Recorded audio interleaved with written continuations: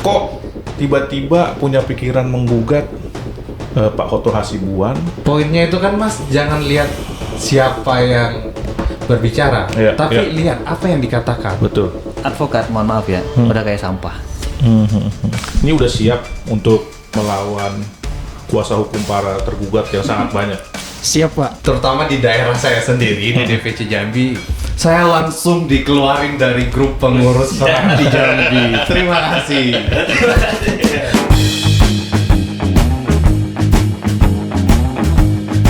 Assalamualaikum warahmatullahi wabarakatuh. Assalamualaikum warahmatullahi wabarakatuh. Ya, kita ketemu lagi bersama Advokat Duo. Modal kalian debat dan tarung gagasan di warung kopi. Sudah sangat lama ini. Cuma dunia hukum lagi masih terus gonjang-ganjing. Gak pernah usai-usai nih. Nah, utamanya ini malah aparat penegak hukum. Cocok nggak dibilang aparat penegak hukum ya? Pradi, lawyer, gudangnya para lawyer. Pradi lagi bermasalah, beritanya udah banyak. Ada yang digugat.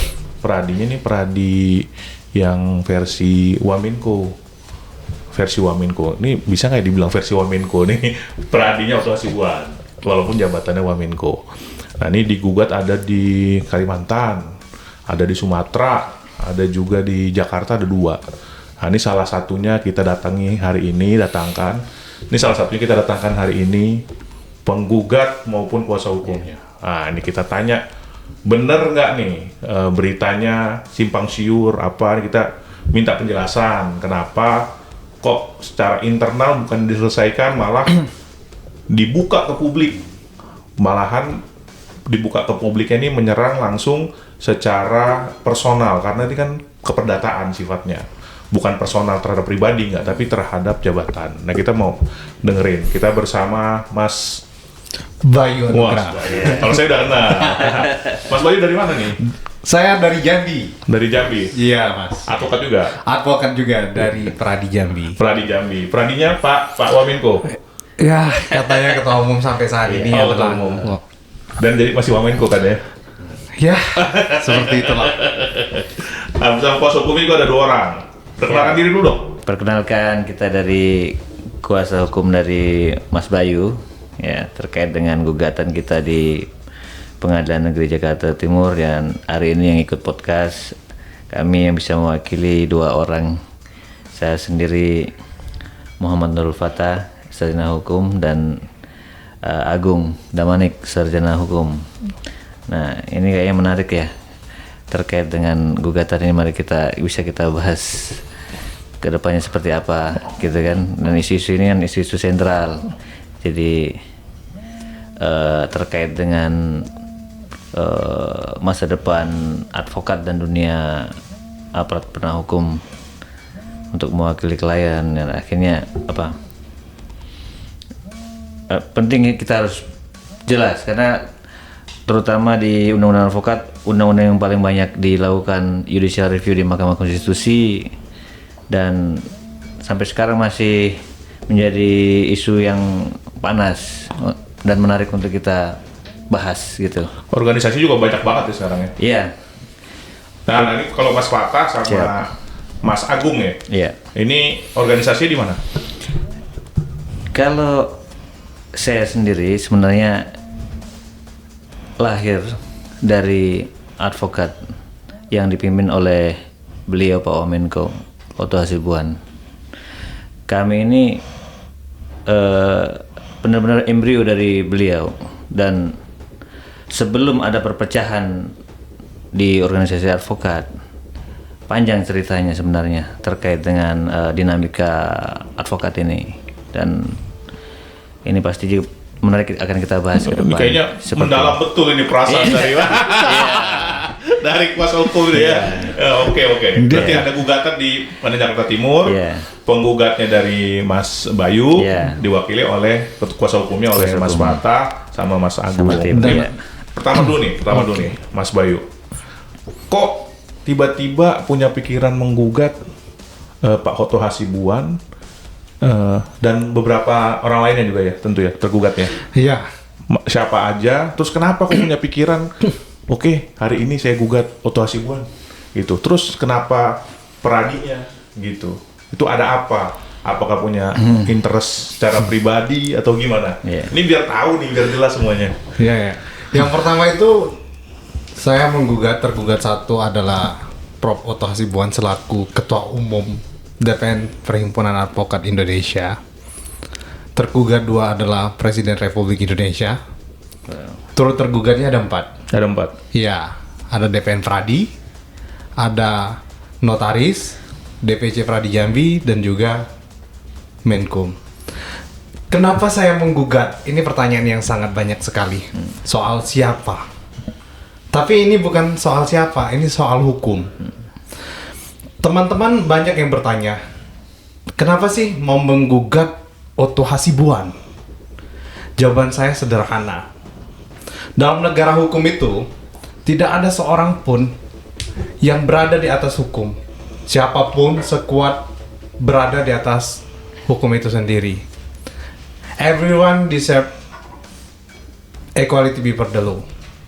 Semuanya itu sama di atas hukum. Nah, kalau ada dugaan tindakan yang bertentangan dengan hukum, maka pengadilan adalah tempat untuk mengujinya. Saya tidak datang membawa kebencian. Saya datang membawa gugatan. Beda ya antara kebencian dan juga gugatan. Nah, kalau kebencian itu menyerang orang, Iya. sedangkan gugatan ini bagaimana menguji tindakan berdasarkan hukum. Kalau nanti pengadilan menyatakan nih, saya keliru, saya hormati. Tapi kalau saya tidak menggugat, padahal saya meyakini ada persoalan hukum yang perlu diuji, justru saya mengingkari profesi saya sebagai advokat itu sendiri. Yeah. Banyak orang yang bilang, ngapain sih melawan orang besar? Saya justru hukum itu diuji ketika yang dihadapi adalah orang yang besar. Kalau hukum hanya berlaku untuk rakyat kecil, itu bukan negara hukum kita. Pasal 1 ayat 3, negara Indonesia adalah negara hukum, itu salah. Tapi kita adalah negara kekuasaan. Nah, saya tidak meminta masyarakat untuk membela, apalagi misalnya teman-teman saya untuk meminta tapi saya ingin meminta satu hal, yaitu baca gugatan, terus dengarkan jawaban dari tergugat itu sendiri. Ikuti persidangan lalu nilai sendiri berdasarkan fakta dan hukum, bukan berdasarkan nama besar seseorang. Jangan katanya-katanya, tapi lihat datanya dan faktanya. Seperti itu, Mas. Iya, itu di titik apa? Kayak di momen apa gitu, kayak Mas Bayu nih, oke, ini kayaknya ada yang salah nih dengan Pradi, gitu dong. Dengan sosok Pak Oto. Itu di titik apa tiba-tiba kayaknya jalan keluarnya tuh hanya gugatan ini. Terus Mas Bayu kan mungkin banyak di luar sana kan cibiran atau apa. Ini nggak ngelakuin apa-apa, tiba-tiba main gugat-gugat aja. Banyak pasti gitu tuh. Iya, betul. Terus ini siapa sih di belakangnya tuh? Banyak pasti ada gitu juga. Terus motivasinya apa sih? Kan bisa diomongin secara internal. Karena ini kan organisasi advokat gitu kan. Organisasi yang profesi yang hanya dia aja yang memiliki keahlian di sana. Kenapa nggak diomongin secara internal gitu? Kenapa? Oh, gua gugat aja deh gitu. Saya gugat aja deh. Gitu tuh. Keputusan itu keluar tuh pada saat apa gitu. To be honest, ketika saya berangkat Rapimnas di Solo, pada saat itu ada 4.000 advokat. Tahun berapa tuh, Mas? Itu di tahun 2024. Pada saat itu sedang dilaksanakannya Rapimnas Pradi, dan ternyata di situ setelah acaranya Rapimnas Pradi itu ada yang namanya AAIB. Apa tuh? Di mana itu Asosiasi Advokat Indonesia Bersatu kalau nggak salah. Di situ semua advokat dari Pradi yang hadir itu tiba-tiba deklarasi pemenangan salah satu paslon. Dan emang acara itu dihadirin oleh salah satu paslon. Oke, tidak menggunakan nama besar Pradi, tapi orang-orangnya ada di situ. Kita tidak melihat bagaimana independensi secara organisatoris, tapi kita juga harus melihat bagaimana independensi secara etis. Tapi lagi-lagi itu kan bakalan terbantahkan karena itu tidak ada sangkut pautnya dengan Pradi, walaupun agendanya itu beserta dengan setelah selesai kegiatan Pradi. Iya. Nah, setelah itu saya melihat ada yang namanya pelantikan. Salah satu ketua umum kita dari Pradi itu menjadi Wamenko. Nah, seidealnya dia itu harus mundur dari jabatannya sebagai ketua umum Pradi karena ini menciderai di mana independensinya. Oh, posisi Pak Oto waktu itu udah Wamenko ya? Pada saat kapan? Pada saat 2024 Rapimnas Solo tuh. Kalau di Rapimnas Solo belum, Oh, kan belum. masih gencar-gencar untuk kampanye. pemilu itu ya. Iya, betul. Pilpres. Mau pilpres. Iya. Terus? Nah, di tahun 2025 itu saya karena kegundahan dan kegelisahan saya bertanya kepada ketua DPC saya dan juga sekretaris melalui via WA. Tapi jawabannya juga kurang memuaskan dan maksimal. Di tahun 2026 saya lanjut lagi bertanya secara langsung. Kalau seumpamanya saya menggugat, ini bagaimana? Ya, penuh dengan dilematika lah. Karena kan yang namanya internal menggugat internal, tapi di sini saya bukan perihal tentang internal dengan internal. Iya. Di sini saya untuk bagaimana kepastian hukum itu hadir di Perhimpunan Advokat Indonesia. Seperti itu, Mas. Ketika gugatan tanggal 17 Juni 2026 hari Rabu itu dilayangkan, banyak sekali cibiran-cibiran dari saya. Karena ya kita, siapalah sih Bayu Anugrah menggugat tiba-tiba. Kenapa setiap kali ada gerakan perubahan seperti ini selalu dikaitkan bahwasanya ada yang menunggangi.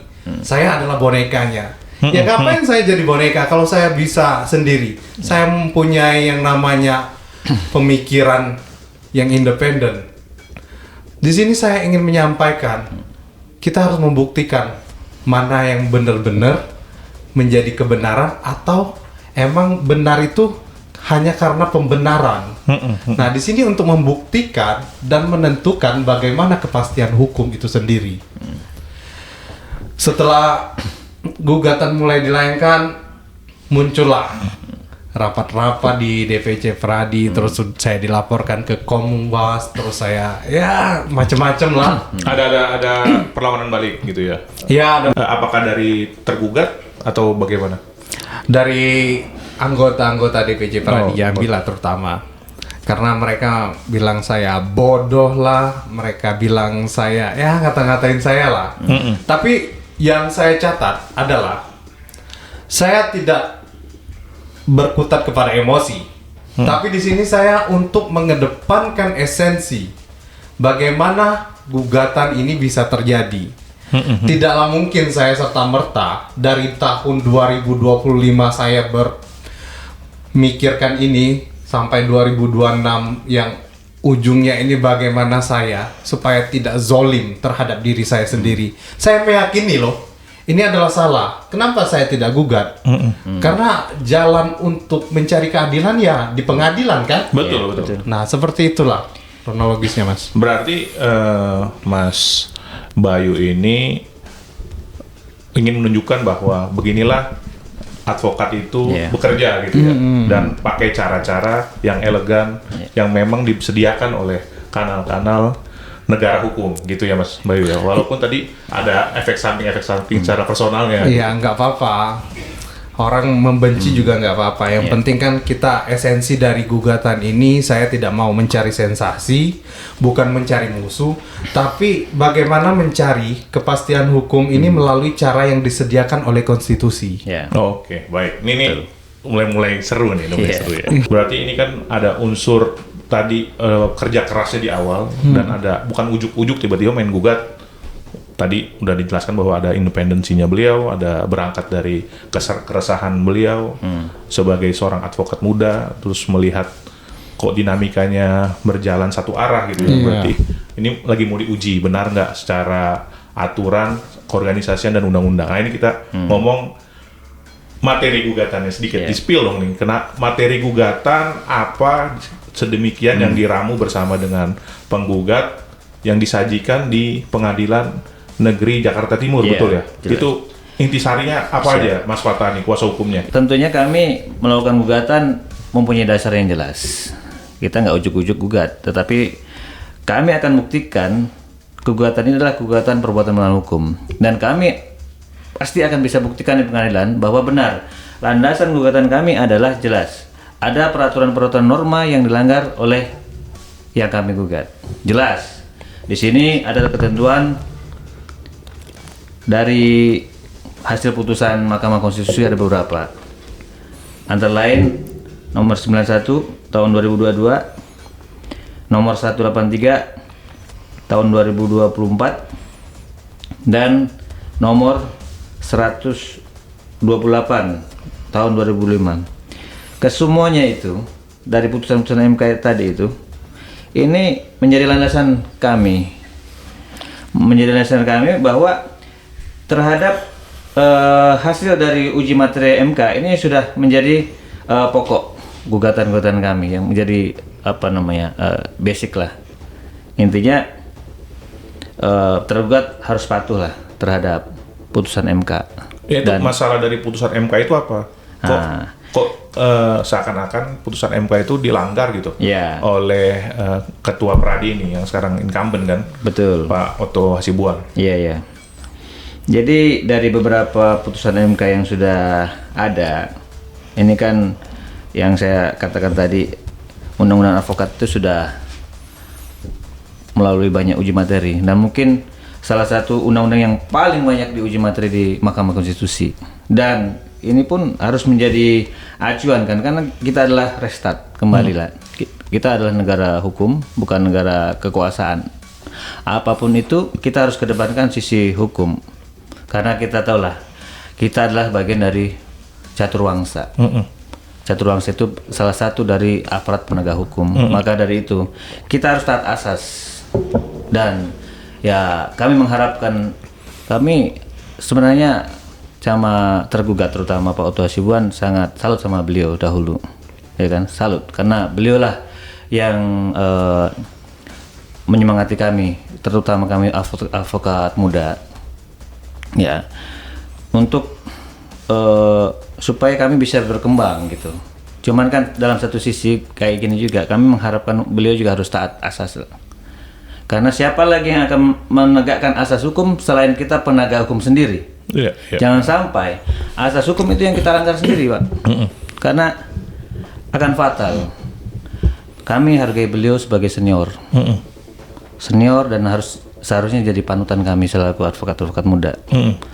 Yang kami harapkan beliau harus taat konstitusi, taat asas.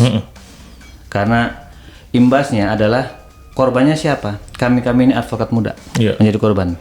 Kenapa kami ini sebagai korban? Ya karena kami harus mencontoh yang namanya senior. Kalau ada pepatah Jawa kan namanya apa ya? Digugu ditiru gitu. Sebagai senior harus dijadi kepanutan, patron. Bagaimana seorang senior jadi patron kami kalau seandainya kami harus patuh sama senior. Maka dari itu harapan kami senior harus taat asas. Berarti ada masalah antara kesesuaian putusan Mahkamah Konstitusi dengan jabatan beliau sebagai Ketua Umum Pradi gitu kan? Jelas. Itu di mananya tuh titik krusialnya? Nah, di sini jelas ada beberapa putusan, ya kan? Bisa mungkin kita baca pertimbangannya betul. Yang saya sebutkan tadi itu di putusan MK nomor 91, ya kan? Ini terkait dengan nggak boleh rangkap jabatan. Nah, terus putusan pejabat tidak boleh rangkap jabatan. Yang kedua, ya harusnya seperti itu ya. Kan beliau juga kita tahu sendirilah. Kita sudah paham, berita sudah menyebar kemana-mana kalau beliau ini adalah seorang wakil menteri, ya pejabat publik lah. Dan sekaligus beliau juga selaku ketua umum organisasi advokat Pradi. Dan kita sudah tahu beliau juga masih mewakili event-event Pradi, mengatasnamakan ketua umum. Jadi kami ini menyajikan fakta, bukan seolah-olah prinsip kami juga ini fakta lah yang ada, bukan fitnah. Ini sudah fakta. Semua udah pada tahu bahwa Pak Otto masih sebagai ketua umum Pradi. Dan jelas dari putusan-putusan MK yang tadi itu ada norma yang dilanggar sama beliau. Oke. Ya, Oke. meskipun ini norma hukum yang bersifatnya dari MK itu dan tidak ada semacam kekuatan ekseptorialnya seperti itu, ya sepatutnya putusan MK itu adalah norma yang berubah, dan norma ketika norma itu sudah berubah, orang harus taat dan patuh terhadap norma tadi itu. Baik. Itulah yang jadi dasar gugatan Betul. yang nantinya akan disidangkan di PN Jakarta Timur gitu ya. Betul. Udah ada nomor perkaranya itu ya? Sudah ada. Mas Agung bisa Oh jelaskan. iya. Coba. Nih udah sidang berarti? Sudah. Udah sidang yang keberapa? Perkara nomor berapa? Bisa diikuti oleh para advokat yang berkepentingan sebenarnya ini para advokat peradi, betul kan? Nah itu juga bisa diikuti gimana para advokat peradi setuju atau nggak setujunya terhadap putusan terhadap proses peradilan ini, kan itu soal lain. Cuma kan mengikuti itu kan bagian dari pendidikan kita sebagai organisasi, sebagai anggota organisasi gitu, apalagi sebagai advokat yang juga terjun di peradi. Itu gugatannya nomor berapa? Biar kita cari nih siapa-siapa aja yang jadi kuasa hukum, siapa-siapa aja yang masuk gugatan, terus isi dari argumentasinya apa. Dan dari di welcome tadi sama Mas Bayu sebagai prinsipal penggugat, baca dong gugatannya, kita baca nih. Jelasin dong Mas, udah sampai mana proses gugatannya dan lain-lainnya tuh. Kalau nomor gugatannya itu nomor 399 PDTG tahun 2026 Pengadilan Negeri Jakarta Timur. Nah, sidang pertamanya itu tanggal 30 Juni 2026. Nah, seyogianya jadwalnya itu jam 10.30. Tapi karena para pihaknya belum lengkap, yang hanya hadir itu dari pihak penggugat, jadi persidangan dilaksanakan pada pukul 2. Dan itu hanya menunda persidangan. Dalam artian yang akan dilaksanakan lagi pada tanggal 7 Juli 2026. Berarti belum proses pembacaan gugatan ya? Belum. Alasan Pak. penundaannya apa dari majelis hakim? Alasan penundaannya itu karena salah satu turut tergugatnya itu belum menerima gugatan. Oh baik. Berarti relas panggilan tuh belum diterima oleh salah satu turut tergugat. Berarti itu akan dikonfirmasi di tanggal 7 Juli ya? Betul. Ini kembali seru banget nih, udah gugatannya udah masuk, sudah juga dimulai, walaupun tadi para tergugat nggak ada yang hadir dan juga panggilan di turut tergugatnya belum sampai, belum diterima oleh turut tergugat, salah satu turut tergugat. Nah, ini berarti balik lagi nih ke penggugat. Pada saat gugatan ini udah masuk, ini ada omongan nggak dari rekan-rekan, dari sahabat, walaupun mungkin udah nggak jadi sahabat gara-gara ada perpecahan ini, ada dulunya yang jauh malah sekarang deket karena satu visi gitu.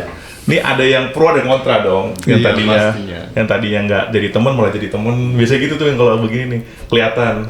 Terus yang dulunya teman malah menjauh. Itu ceritain dong.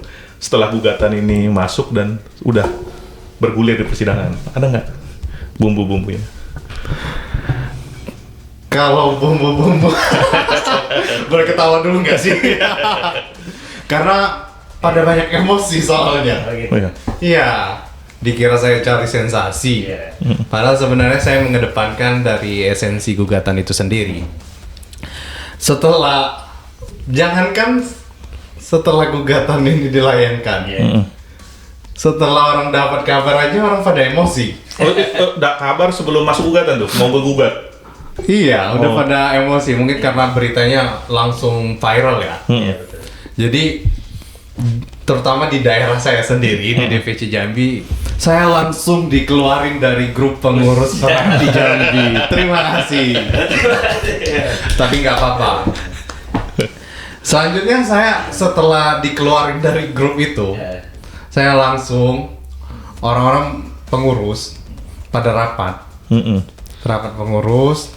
Terus setelah saya dikeluarin kan mereka ngirim video itu, video dari hasil rapat.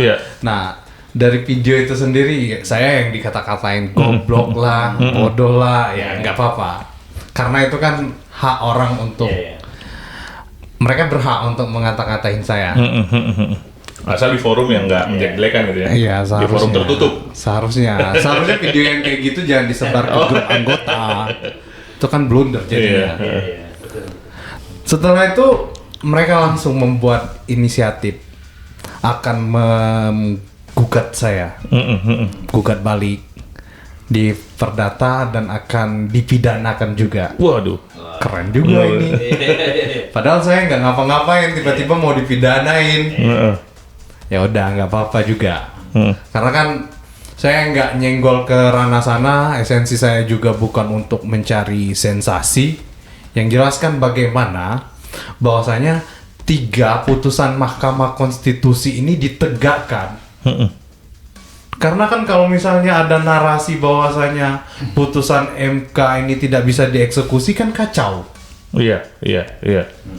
Nah, disinilah kita ingin menunjukkan apakah betul negara Indonesia itu adalah negara hukum atau negara Indonesia disensor aja lah. Sensor pribadi. Ya, di sini ingin menunjukkan kepada semua bahwasanya penjahat yang paling kejam itu adalah orang yang membuat korbannya itu merasa tidak menjadi korban. Malah justru mereka menyerang yang ingin menegakkan kebenaran. Oke. Kenapa saya sampaikan seperti itu? Sudah jelas-jelas putusan Mahkamah Konstitusi nomor 91 PUU 20 tahun 2022 itu kan sudah melanggar masa jabatan 2 periode atau 10 tahun. Sementara Prof. sendiri 3 periode. Oke. Jangan bentar lagi mau 4 periode ini. Saya nggak tahu ya. Oke. Nah, setelah itu kan ada putusan MK nomor 183 di mana di situ kan menjelaskan bagaimana seorang ketua umum Peradi itu diangkat menjadi Wamenko itu kan rangkap jabatan. Oke. Dan sejognyanya ketua dari advokat itu harus independensi dan wajib sebenarnya, bukan syogyanya, wajib. Tapi kan saya ndak soleh. Iya. Semua orang punya analisa. Tapi seharusnya kita tidak bicara tentang analisa. Kita berbicara tentang tekstualnya. Iya. Nah, dilanjutkan lagi dengan putusan MK nomor 128 tadi yang dijelaskan oleh Mas Fatah dan juga Mas Agung tadi. Nah, seharusnya dari putusan MK ini kita sudah melihat terang dan jelas bahwasanya ada loh permasalahan. Tidak serta-merta saya ujuk-ujuk karena saya ada bohir lah, ada dijadikan boneka lah, kan lucu. Kan gini, masalahnya kan kalau namanya orang itu bergerak, berarti kan harus ada yang menggerakkan. Teori hukumnya gitu kan. Kita ini, saya pribadi selaku advokat muda kan harus mendapatkan role models yang baik, contoh yang bagus bagi dari senior-senior sendiri. Kalau misalnya senior-senior dari advokat itu tidak mencontohkan hal-hal yang baik, masa aparat penegak hukum melanggar hukum? Iya. Kan lucu. Baik. Ini kan tadi Peradi ini kan rumah yang sangat besar ya. Rumah yang sangat besar dan udah dibina bertahun-tahun. Membernya juga banyak, anggotanya juga banyak. Dan itu kan pecah banyak sekarang. Macam-macam lah. Namanya juga udah banyak. Bukan hanya Peradi, udah macam-macam nama organisasi advokat udah macam-macam. Dari Peradi sendiri udah ada Peradi RBK lah, Peradi SAI. Peradinya yang ada di sekarang, yang digugat, itu kan macam-macam tuh ya. Walaupun semuanya katanya punya legitimasi, yang kita nggak pernah, bukan kita yang menentukan tuh legitimasinya itu ada apa enggak. Pertanyaannya, ini nyentil aja, Mas ya, Mas Bayu. Orang anggotanya aja nggak ada yang ribut kok, cuma Mas Bayu doang yang ribut sedikit. Kok kenapa mesti dirame-ramein, mesti digugat? Yang lainnya fine-fine aja tuh. Bahkan kan banyak tuh advokat-advokat tua yang senior yang lebih berpengalaman dari Mas Bayu, yang lebih pintar, yang lebih berhasil, kayak malah ya, dibanding Mas Bayu, dibanding Mas Fatah, dibanding Mas Agung. Mereka nggak masalah tuh, Pak Otto, dan semuanya kan tahu hukum dong, tahu putusan MK yang 91, putusan MK yang satu lagi, yang rangkap jabatan, yang berapa tahun tuh. Kenapa begitu anggotanya gitu? Mereka fine-fine aja. Bisa nggak Mas Bayu tuh merasionalisasi gitu ya? Kenapa hanya Mas Bayu dan orang yang ada di Kalimantan, yang ada di Sumatera Utara, yang mengajukan gugatan CLS tuh ya kalau di berita. Dan Mas Bayu di Jakarta Timur ini, cuma 5 orang gitu. Dan Iya, beserta kuasa hukumnya yang berapa orang gitu. Itu kenapa mereka gitu? Yang CLS bahkan bukan advokat, gitu kan, masyarakat gitu kan. Kenapa bisa dijelaskan nggak? Mereka fine-fine aja. Emang pertanyaannya berat banget ya.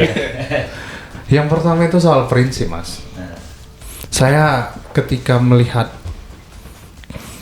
suatu kesalahan atau ketidakadilan, di sini hati saya itu bergejolak. Makanya dari awal saya menyatakan bahwasanya saya butuh kepastian hukum. Kalau teman-teman advokat yang lain kan tidak merasakan begitu besar impact atau dampak dari organisasi itu sendiri. Baik. Mengapa? Karena sudah terlalu banyak organisasi. Karena setiap orang itu bisa membuat yang namanya organisasi advokat. Baik. Dengan syarat-syarat tertentu yang dikerjakan dan dilaksanakan. Tidak mesti ada AHU kok untuk melaksanakan PKPA, untuk melaksanakan sumpah. Baik. Tiba-tiba dengan membuat PKPA, terus mengadakan UPA, terus bisa disumpah di pengadilan tinggi.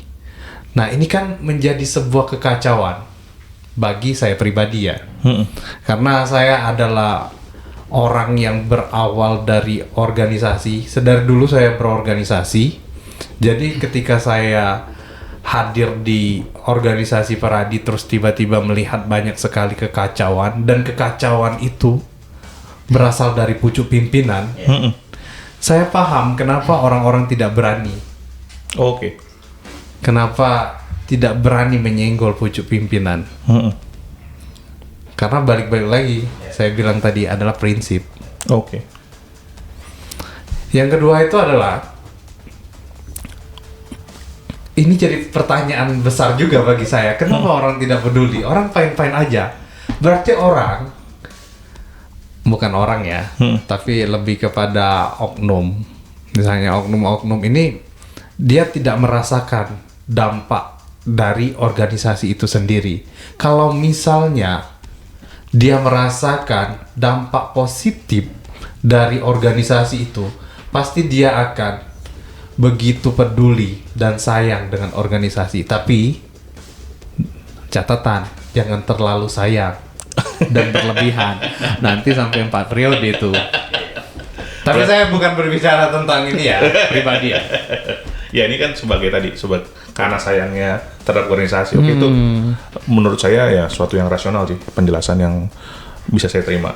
Oke. Dan itu mungkin bisa juga menjadi inspirasi bagi tokoh-tokoh atau bahkan dari orang-orang yang sebelumnya nggak terkenal gitu ya. Tapi ngeliat ada yang salah, ya bisa diinspirasi nih Mas Bayu nih, berani gitu speak up. Melawan seseorang yang udah established, yang ada di sana dikenal, bahkan organisasinya udah cenderung dinisbatkan. Pradinya mana kamu? Pradinya Otto gitu.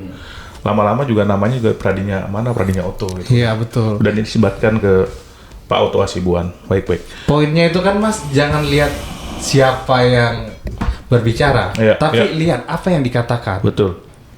Ya itu sebenarnya pelajaran paling basic ya waktu kita sekolah kanak-kanak juga diajarkan. Kamu lihat siapa yang kasih tahu nasihat gitu kan. Bukan ngelihat siapa yang bukan melihat nasihatnya apa. Nasihatnya siapa gitu. Siapa yang nasihat itu, yang melihat apa isi nasihatnya. Oke. Ini balik sekarang ke penasihat hukum nih. Materi gugatan. Oke, materinya tadi ada secara fundamental terkait poin-poin yang disebutkan oleh kuasa hukum Mas Fatah sama Mas Agung dan Mas Fatah dan Mas Agung, dan tadi di spill juga sama Mas Bayu. Apa sih yang diminta? Ini mewakili Mas Bayu nih, tapi kan namanya kuasa hukum, tahu dong apa yang diminta Mas Bayu secara legal formil. Terus dikasih, oke, kita akan menghentikan gugatan bila A, B, C, D. Ada nggak tuh? Pertama apa yang diminta, yang kedua ada daya tawar nggak nih dari kuasa hukum untuk menghentikan gugatan ini supaya udahlah biar nggak lanjut, nggak usah rame-rame gitu. Karena tadi kan organisasi profesi gitu. Gimana dari Mas Fatah, Mas Agung? Kalau terkait dengan apa yang yang diminta sama prinsipal kami ya kan, ya tentunya pasti beliau kan kembali kepada prinsip beliau. Beliau ini mengajukan gugatan karena berdasarkan prinsip, ya kan. Itulah yang menjadi semangat moral sehingga Mas Agung ini melakukan gugatan. Iya. Nah, kalau Mas Bayu. Mas Bayu maksudnya, Mas Bayu terbalik ya. Ya. Jadi kalau kita bicara bisa tarik mundur ke belakang ya. Karena kan sebenarnya Pradi memang kalau kita ibaratkan dengan merek, memang merek yang paling seksi gitu loh. Iya. Karena banyak yang membuat tiruan. Makanya lahirlah Pradi A, B, C dan Z dan seterusnya. Karena apa? Branding Pradi itu branding yang bagus. Karena kita masih ingat sekitar tahun 2013, 2014, sebelum lahirnya SEMA 73, Surat Edaran Mahkamah Agung 73 tahun 2015, yang melegitimasi seluruh organisasi advokat bisa melakukan penyumpahan. Dahulu itu yang bisa beracara di pengadilan hanya Pradi. Tidak ada organisasi yang lain bisa dibolehkan beracara. Saya masih ingat itu. Yang tidak pegang KTA Pradi diusir oleh hakim. Nah, sumbernya berawal dari Munas Makassar 2015. Nah, saat itu entahlah kenapa ketua umum saat itu menunda Munas. Oke. Saya nggak tahu di balik layar seperti apa. Tapi yang jelas penundaan Munas tahun 2015 itulah salah satu faktor juga yang menyebabkan SEMA 73 itu oleh Mahkamah Agung lahir. Dan imbasnya bagaimana? Sekarang advokat, mohon maaf ya, udah kayak sampah. Karena apa? Sudah tidak ada standar lagi. Siapapun bisa menyumpah, siapapun bisa melakukan pendidikan, nggak ada standar. Kita ingat dulu saat itu orang untuk melakukan ujian tes saja UPA, ujian profesi advokat, udah ada standar passing grade yang harus dilulusi gitu. Di bawah standar passing grade pasti udah nggak lulus. Dan setelah lahir SEMA 73 2015 itu sudah tidak ada lagi. Karena siapapun sekarang bisa melakukan atau mendirikan organisasi perkumpulan. Karena organisasi yang lahir sekarang ini, organisasi advokat yang lahir itu aktanya kebanyakan akta perkumpulan. Ya kan itu semua punya hak ya, berserikat atau berorganisasi itu hak warga negara. Makanya semenjak itu lahirlah mungkin nggak tahu sekarang jumlahnya berapa. Dan Menteri Hukum ketika orang yang akan berserikat untuk mendirikan organisasi advokat, ya pasti ngasih persetujuan AHU gitu. Dan oleh karena itu dia juga bisa menyumpah dan memberikan pendidikan advokat. Dan sekarang kan tidak ada standar lagi. Ketika seandainya advokat ini melanggar kode etik, kemana lagi kita mengadu? Karena apa? Tidak ada standar lagi. Siapa yang akan menguji orang melanggar kode etik? Nggak ada. Dulu ada desas-desus tahun 2014 seingat saya akan dibentuk Dewan Advokat Nasional.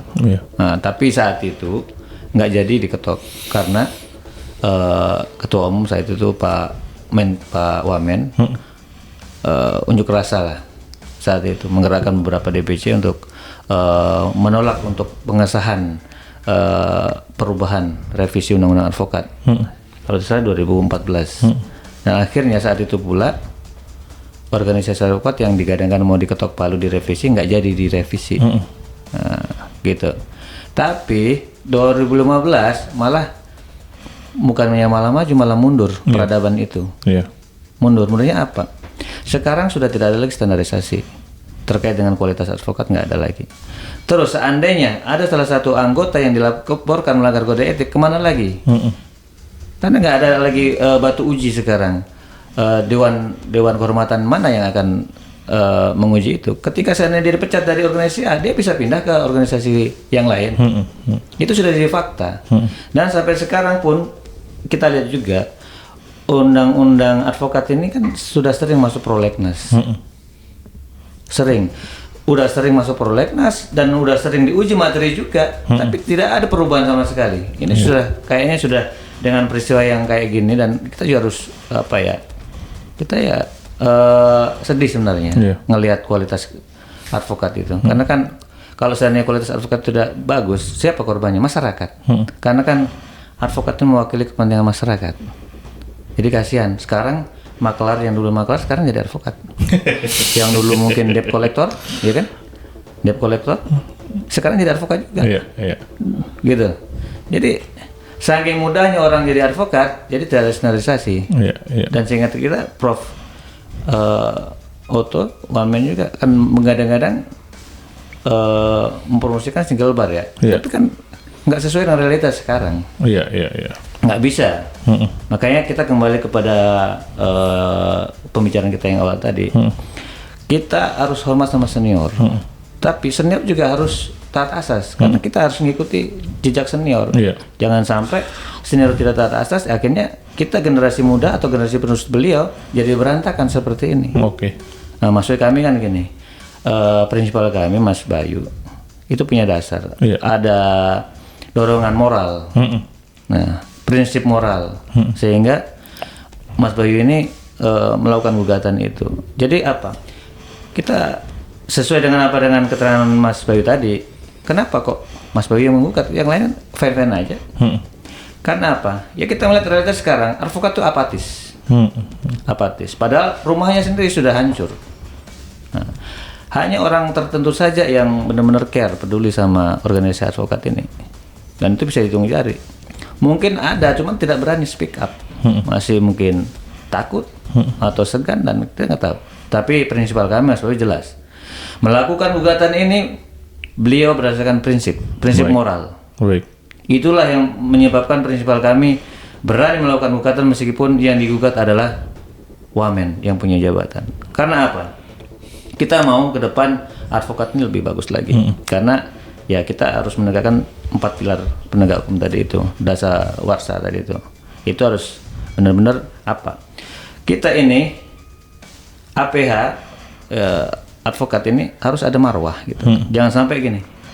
Kita dikecengin sama polisi atau jaksa dan hakim sendiri. Padahal sebenarnya kan dalam posisi caturwangsa itu kita setara dan equal. Nggak boleh kita diremehkan atau apa, karena benar-benar kita punya hak. Apalagi kan ini merujuk kepada undang-undang KUHP dan KUHP baru ini kan jelas mengakomodasi seluruh hak-hak advokat atau untuk melakukan pembelaan itu diperkuat sekarang. Nah makanya dari itu ya kita sebenarnya syukurlah dengan undang-undang perubahan ini karena banyak sisi advokat itu diakomodir di dalam undang-undang KUHP yang baru ini, gitu. Jadi harapan kami sih gini, tetap kami akan melakukan gugatan ini sampai bagaimana majelis hakim memeriksa perkara ini. Baik. Karena kami melakukan gugatan ini, prinsip kami jelas ada dasar yang jelas, ada norma yang dilanggar, makanya itu gugatan kami adalah gugatan perbuatan melawan hukum.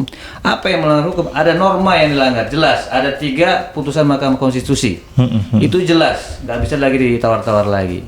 Maka dari itu bukannya harus ini bisa dieksekusi, tidak. Kita kembali lagi kepada kesadaran pribadi lah. Sebagai seorang senior yang banyak pengikutnya, ya harusnya memberikan contoh yang baik lah. Contoh yang junior pasti kan akan menjadi teladan, akan segan ketika senior itu akan memberikan contoh yang baik gitu kan. Karena kan apa? Asas hukum yang harus kita junjung tinggi. Gitu. Jangan sampai kita yang menjadi malah menghancurkan asas tadi itu. Iya. Siapa lagi nggak care, karena ketika kita berantakan seperti ini kita nggak akan dihargai lagi. Marwah kita selaku advokat di depan APH yang lain itu semakin lemah, gitu. Itu sudah menjadi realita. Makanya klien kami udah jelas. Yang menyemangati untuk gugatan ini adalah semangat spirit moral. Baik. Karena kualitas advokat saat ini sangat memprihatinkan. Baik. Gitu. Oke. Ini satu nih untuk Ya. rekan kuasa hukum lain nih. Siap. Ini kan karena beliau menjelaskan persidangan tadi. Ini udah siap untuk melawan kuasa hukum para tergugat yang sangat banyak. Siap, Pak. Wah, keren. Jadi sudah siap dan juga sudah meramu-ramu ya. Apa namanya? Bagaimana nanti rumusan bersama Pak Fatah dan rekan advokat lain untuk bagaimana cara memenangkan kepentingan hukum dari prinsipal. Betul, Pak. Wow. Sudah koordinasi dengan rekan advokat, Pak. Oke. Nah, ini terakhir. Ini karena biar fokus, ini tapi saya lompat sedikit. Lompatnya sedikit dari persidangan. Saya nggak nanya ke kuasa hukum karena nanti yang jadi punya kepentingan hukum itu prinsipal. Kan sudah dibuka persidangannya, nanti akan datang semua dong para pihak lengkap, akan ada mediasi. Tadi nggak dijawab nih sama kuasa hukum. Mungkin kuasa hukum melihat bahwa ini kepentingan prinsipal. Ada agenda mediasi, tentu di situ ada tawar-menawar dong dalam agenda mediasi. Ini kan seperti umumnya perkara perdata. Apa yang bisa ditawarkan oleh para tergugat dan turut tergugat? Sebenarnya turut tergugat nggak punya kepentingan kan? Turut tergugat itu hanya menjalankan putusan aja ya. Para tergugat supaya Mas Bayu ini stop dan Mas Bayu ini mencabut gugatan. Dalam mediasi itu apa? Ini biar kespil nih untuk tergugat gitu. Sebenarnya salah loh Mas kalau seumpamanya turut tergugat itu tidak berkepentingan. Hal ini dibuktikan dengan dari DPC Pradi Jambi itu kuasa hukumnya ada 31 orang. Berarti kan kalau 31 orang kuasa hukum Udah tunjuk ya?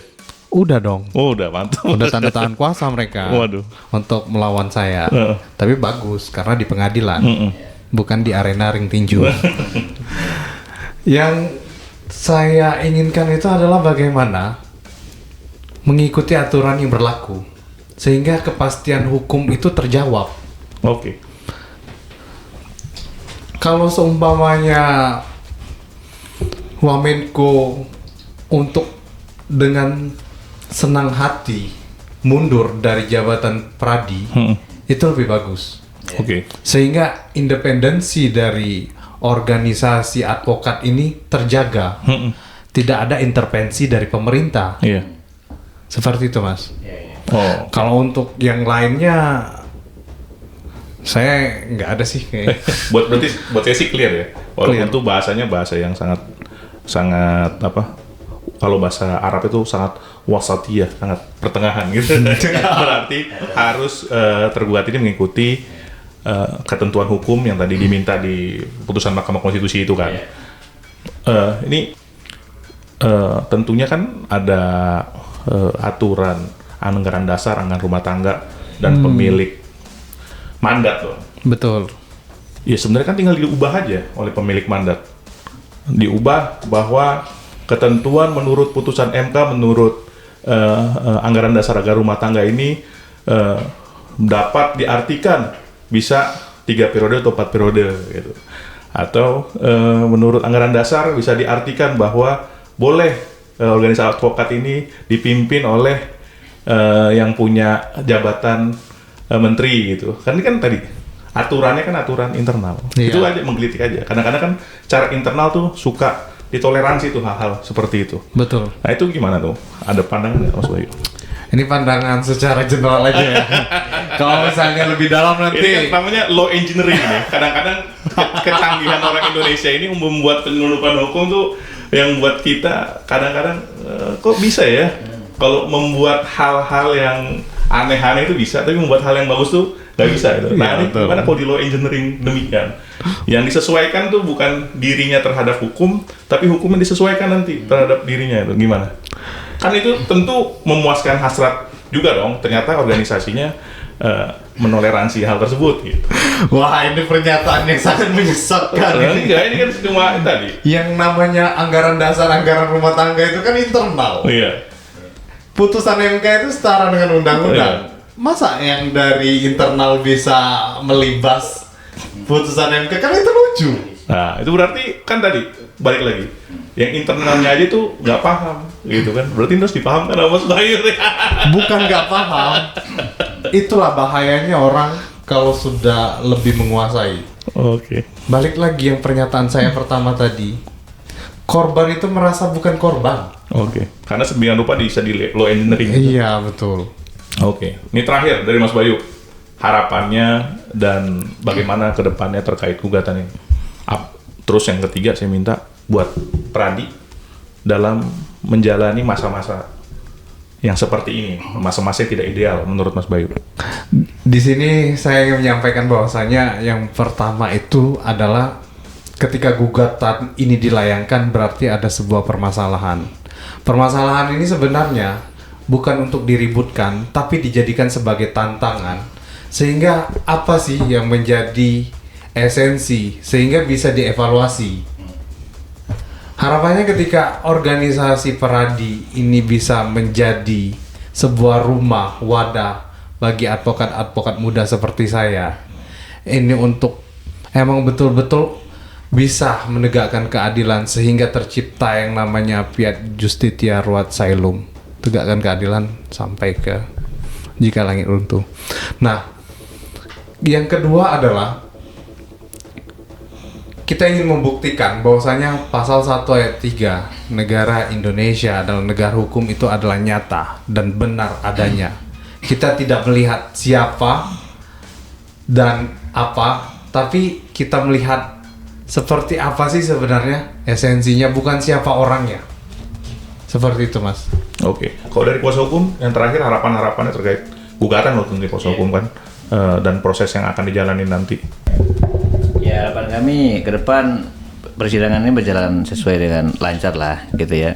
Karena kan udah jelas materi gugatan kita sudah kita sampaikan, ya harapan kami ya bisa dilalui dengan yang ini nih, baik lah gitu ya.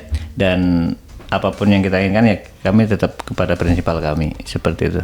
Jadi kan namanya tadi kuasa hukum membela kepentingan prinsipal. Siap, betul. Oke. Jadi seperti itu, nggak lebih dari seperti itu, karena kan kami mewakili prinsipal kami. Baik. Ya. Jadi, Oke. begitulah harapan kami. Baik. Ya memang tadi ya di negeri Indonesia ini bukan terkait ini aja ya, bukan terkait Pak Oto Hasibuan ya. Ini secara umum di negeri Indonesia ini memang kursi-kursi itu dibuat menjadi terlalu empuk dia. Jadi orang yang mendudukinya bisa tenggelam dalam kursinya dan nggak mau beranjak dari kursinya. Nah, itu yang jadi masalah di Republik ini. Yang mudah-mudahan bisa sedikit dari tindakan teman-teman, walaupun tadi di organisasinya aja nih mencerahkan bahwa para anak muda, bahkan para orang-orang yang baru merintis gitu, itu bisa jadi seorang agen perubahan. Yang dulunya agen perubahan itu kan hanya di tingkat mahasiswa, tapi sekarang udah menjalar nih makin ke atas ya. Mudah-mudahan ini tanda alarm yang baik untuk Indonesia segera bangkit untuk menjadi lebih baik. Sekian dari Advokat Duo. Assalamualaikum warahmatullahi wabarakatuh. Waalaikumsalam warahmatullahi wabarakatuh.